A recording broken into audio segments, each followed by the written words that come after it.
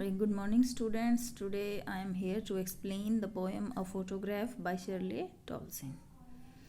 Let's start with me. The cardboard shows me how it was when the two girl cousin went pedaling. अब poet यहाँ पर क्या कहती है, cardboard means photograph, कि वो फोटोग्राफ शोज मी क्या दिखाता है, how it was, because photograph catch the memories, वो यादों को कैच करता है. तो पोइट यहाँ पर कहती है कि cardboard shows me how it was, कि कार्डबोर्ड ये फोटो हमें दिखाता है कि वो क्या मेमोरीज थी. व्हेन द टू गर्ल्स, जब दो गर्ल्स कज़न, दो बहनें, वेंट पैडलिंग, पैडलिंग होता है नाव की सवारी करना, कि जब मेरी दो बहनें, मेरी कज़न सिस्टर्स पैडलिंग के लिए गई थी, नाव की सवारी करने के लिए गई थी. Each one holding one of my mother's hand, तो उनमें से दोनों में से प्रत्येक ने मेरी माँ का हाथ पकड़ा हुआ था.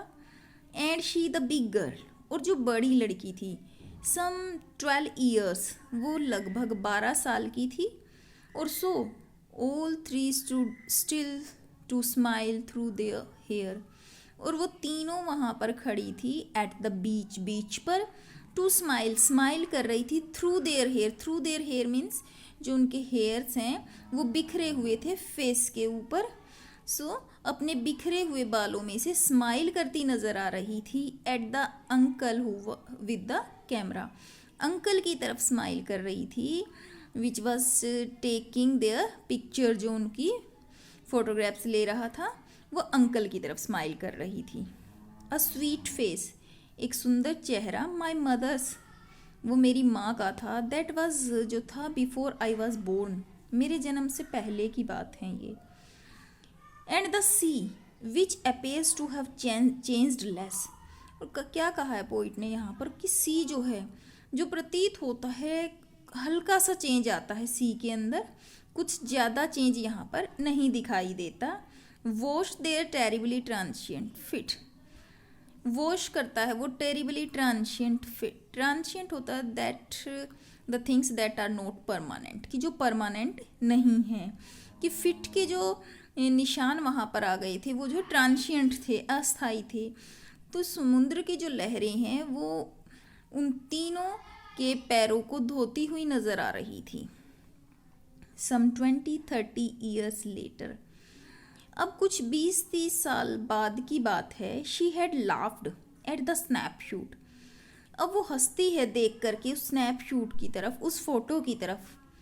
क्या कहती है, सी बैटी एंड डोली, देखो बैटी एंड डोली, she had says and look how they dressed us for the beach, कि जब भी हम बीच पर जाते थे तो हम किस तरीके के कपड़े पहनते थे. The sea holiday was her past, mine is her laughter, कि सी पर सी हॉलीडे जो था वो ऑथर्स की मदर का पास्ट था, बट माइन, अब अपने बारे में बताती है ऑथर कि माइन इज़ हर लाफ्टर, और मेरा पास्ट क्या था, हर लाफ्टर, उसके हंसते हुए चेहरे को देखना, अपनी माँ के हंसते हुए चेहरे को देखना, that was the past of author. And the sea holiday was the past of author's mother. Both wry with the laboured ease of loss, कि दोनों की दोनों आयरनिकली परेशान है यहाँ पर, विद द लेबर, जो इतनी मेहनत से उन्होंने काम किया है, आज वो लगभग ख़त्म होता नज़र आ रहा है. तो दे बोथ फील राय, आयरनिकली फील करती हैं, पीड़ा, पेन को फील करती हैं. In the last lines poet use the word laboured ease, laboured and ease both are opposite word of each other, ये दोनों जो हैं एक दूसरे के ओपोजिट हैं. And this line shows here the figure of speech oxymoron. Labored means बहुत मेहनत से कमाई हुई जो चीज़ें होती है, that can't be get easily, जिसे आसानी से ना प्राप्त किया जा सके, that is labored. और easy होता है जो जिस चीज़ को हम easily प्राप्त कर सकते हो, that can be get easily, जिसे आसानी से प्राप्त किया जा सके. But both words are opposite to each other, so there are oxymoron figure of speech. Now she had been dead, लेकिन अब जो है वो डेड हो चुकी है.